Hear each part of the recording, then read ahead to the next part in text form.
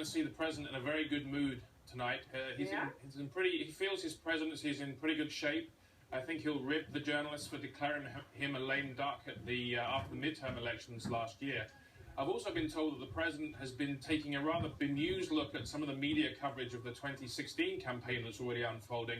You remember Hillary Clinton's trip to Chipotle and that stampede of journalists the other day after her Scooby van in Iowa. So, he's fairly scathing about the media at the best of times in D.C. He thinks we concentrate too much on trivialities and the absurdities of Washington. So I would expect some pretty scathing media critiques from the president tonight. Oh, my goodness.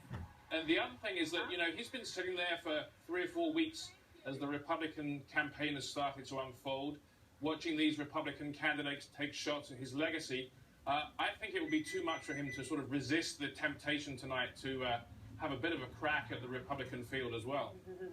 All right, yeah, in the past we've seen him really take, kind of direct jabs at Donald Trump and even, John Boehner. And so something tells me we may see a little bit more of that too in the spirit of things. Definitely, and this dinner is not just a night out for the press and the president. It's a real political opportunity. The president can make cracks here.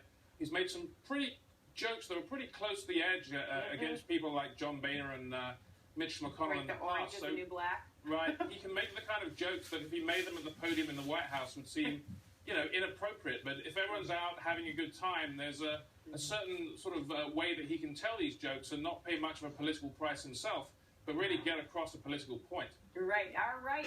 Stephen Collinson, thanks so much. It'll be a fun night. We'll be watching. Don't forget, everybody at home, check out the White House Correspondents' Dinner tonight. Live coverage right here on CNN. It all begins at 7 p.m. Eastern Time.